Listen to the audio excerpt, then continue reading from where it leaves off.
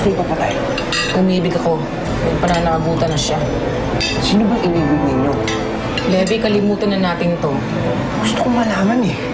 Para maungkat ng lahat ng kasamaan ko sa buhay. Ba't nalulungkot ka pa rin? Wala akong anak na bobo na kagaya mo. Buti na lang, hindi kita anak. Mabuti na lang, hindi kita ama. Sabihin mo na hindi mo na mahal si Rowena. Ano ibig mo sabihin? Magpakalayo-layo na tayong dalawa. Yan mundo, papahig naman ako na magpakasal sa'yo eh. Kahit ano pang gawin ko, wala ka nang pakialam sa buhay ko.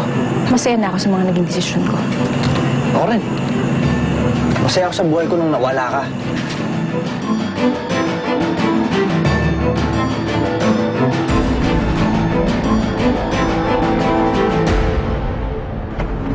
Bakit naman gano'n na sinabi mo kay Rachel? Tama lang sa kanya yun. Kulang pa kayo mga pang-insulto nun eh, kapalit ng mga ginawa niya sa akin. Halos magbuhos ako ng buhay. Para lang sa kanya, tapos kakabit na siya dun kay Guatlo. Pinaliwala na yung tagal na pagsasama namin dahil lang sa pera. Pinotektahan ko siya at minahal. Pero kulang pa pala yun sa kanya. Kulang pa ako sa kanya.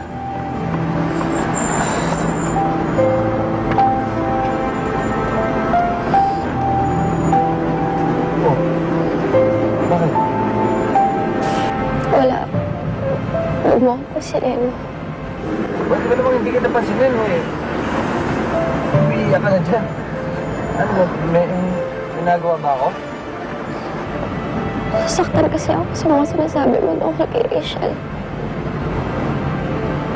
Sana ako na lang minahal mo, Levi. Kasi sa akin, hindi ka magkukulang. Sana ako na lang, Levi. Hindi kita sasaktan.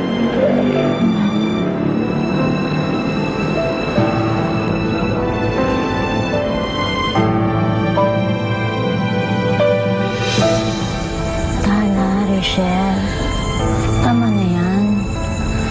Deadbay mo na lang kasi yung mga sinabi kanina ng Levi na yun eh. Pero sobra siya.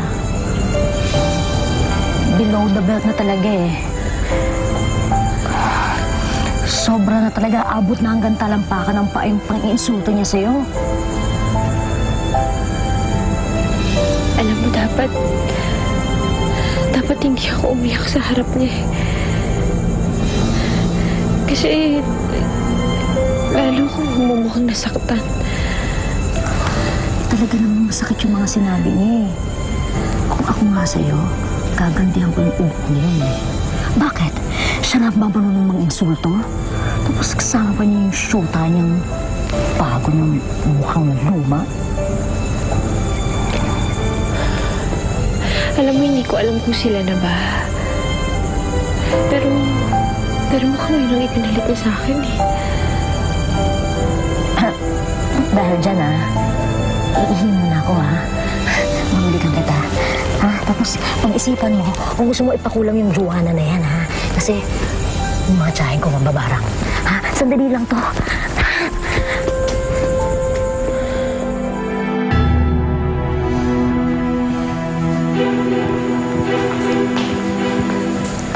Jonathan!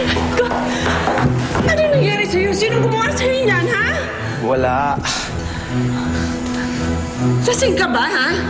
Kailan ka pa natutong uminom at makapagbubugan, ha? What's wrong with you? Ma, ako, okay lang ako.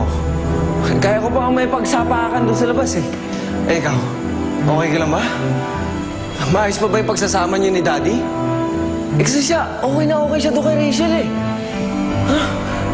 Nakita ko nga sila, naghahalikan, binibigyan niya ng kung ano-ano.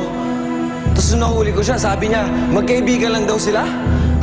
Ano ako, tanga? What did you say? Hindi niyo ba alam? Kapit ni Daddy si Rachel. Rachel? Ikaw nga. Archie! I just came over to check if it was you.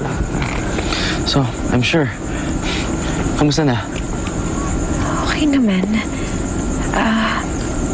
Busy ka ba?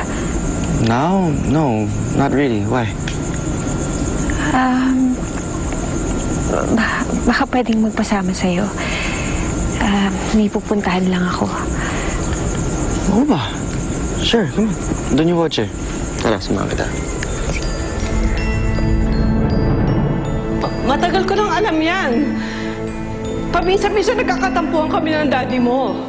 Kaya siguro binabaling niya ang atensyon niya sa ibang babae, pero hanggang doon lang yon. Pagkatapos doon, hiwalayan din niya yon. Tulad ng mga iba niyang kabit. Mga kabit? Ano bang klase ng pagsasama meron kayo? Mali yung ginagawa ni Daddy, pero baliwala lang sa inyo. Ano bang klaseng pamilya to? Hindi ko naintindihan. I want to keep this family together. Puro kayo kasinungalingan eh. Pareho lang kayo ni Daddy. Sana hindi niyo na lang ako naging anak. Don't say that. Ano ba? Tawon niyo ako.